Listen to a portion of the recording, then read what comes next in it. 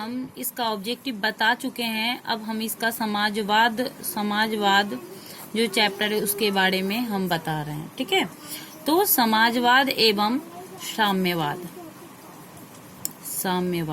ठीक है, सबसे पहले जान लीजिए कि समाजवाद का मतलब क्या होता है। तो उसके लिए समझने के लिए हमको क्या समझना पड़ेगा, औद्योगिक क्रांति। ठीक है, औद्योगिक क्रांति है ना।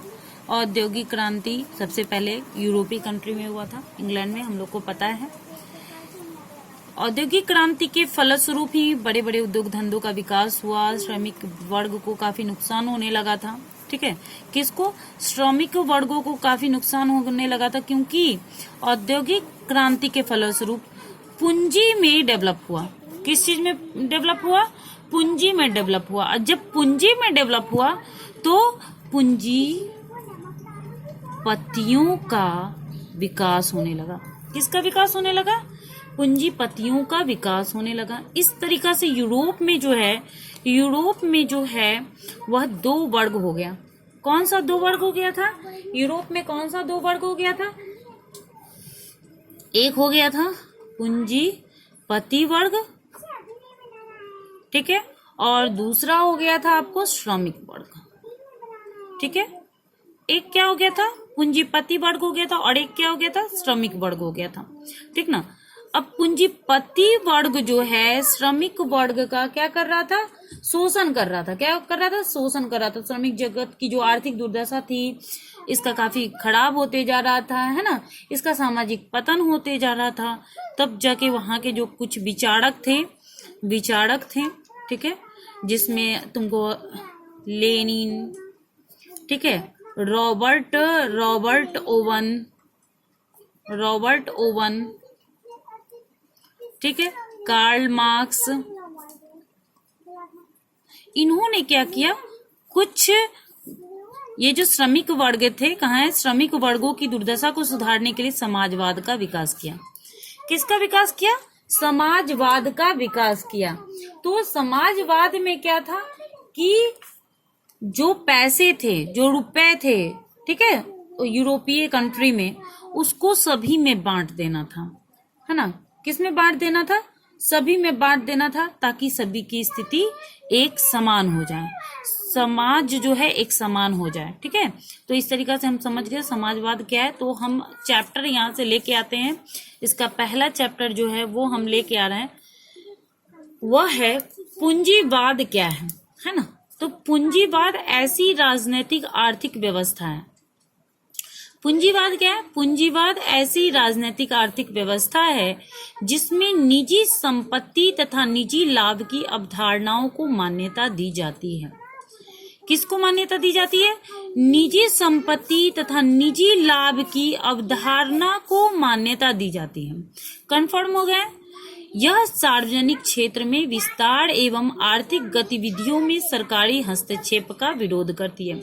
यह किसका विरोध करती है, सार्वजनिक क्षेत्र में विस्तार एवं आर्थिक गतिविधियों में सरकारी हस्तक्षेप का विरोध करती है, सरकारी हस्तक्षेप का विरोध करती है। अब आ गए हम लोग, दूसरा चैप्टर है। अब आ रहे हैं हम लोग, खूनी रविवार क्या है। 9 जनवरी 1905 को लोगों का समूह रोटी दो के नारे के साथ सड़कों पर प्रदर्शन करते हुए सेंट पीटर्सबर्ग स्थित महल की ओर जा रहा था। पहले भी बोले, यहाँ पे श्रमिक वर्ग की स्थिति काफी दयनीय थी, उन लोगों के पास खाने का पैसा नहीं था। तो उन लोगों ने क्या किया, श्रमिक वर्ग ने रोटी दो के नारे के साथ कहाँ जा रहे थे, महल की ओर जा रहे थे। परंतु जार की सेना ने इन निहत्थे लोगों पर गोलियां बरसाई।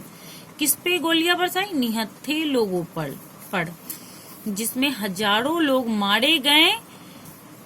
इसलिए 22 जनवरी, जो पुराना कैलेंडर में 9 जनवरी 1905 को खूनी रविवार के नाम से जाना जाता है।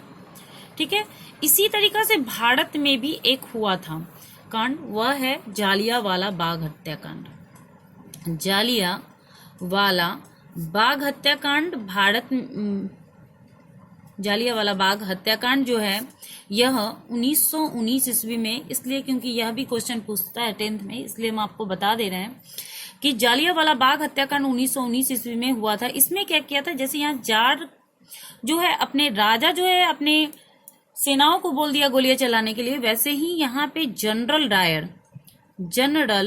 डायर ने निहत्थे लोगों पर गोलियां बरसवाई थी। ठीक है, तो इस तरीका से हम लोग का 2 क्वेश्चन आज का कंप्लीट हो गया है